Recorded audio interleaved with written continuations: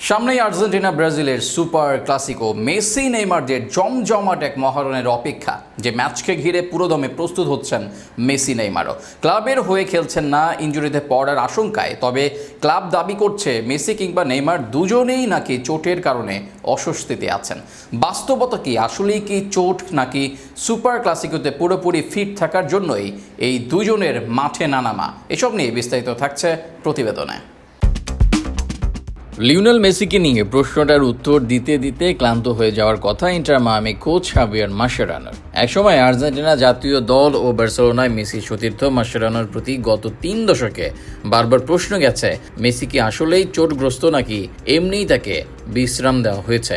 অভিযোগ উঠেছে এই মাসে বিশ্বকাপ বাছাই পর্বে আর্জেন্টিনার মহা গুরুত্বপূর্ণ 2 ম্যাচের কারণেই মেসি নিজেকে ঠিকঠাক রাখতে মায়ামির হয়ে মাঠে নামছেন না।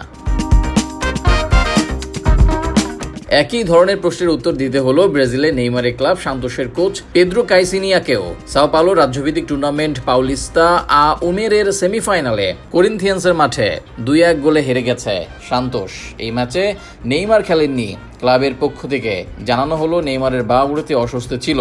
নেইমার নিজেও সামাজিক যোগাযোগ মাধ্যমে তাই জানিয়েছেন, কিন্তু সেটা অনেকেরই যেন বিশ্বাস হলো না।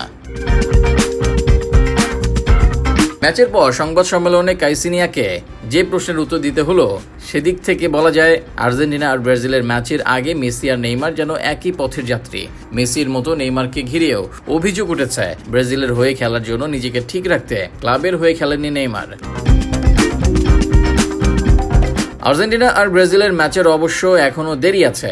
বিশ্বকাপ বাছাই পর্বে এবার 2 দলেরই ম্যাচ খুব কঠিন। আর্জেন্টিনা আগামী 22 মার্চ উরুগুয়ের বিপক্ষে ম্যাচের পর 26 মার্চ খেলবে ব্রাজিলের বিপক্ষে। আর্জেন্টিনা ম্যাচের আগে ব্রাজিলের ম্যাচটি আগামী 21 মার্চ কলম্বিয়ার বিপক্ষে।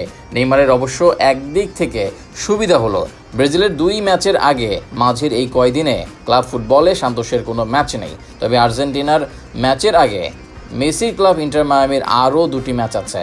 সেদিক থেকে মেসি গা বাঁচিয়ে খেললেও তাদের লাভ আর কতটা হলো সে প্রশ্ন থেকেই যায়।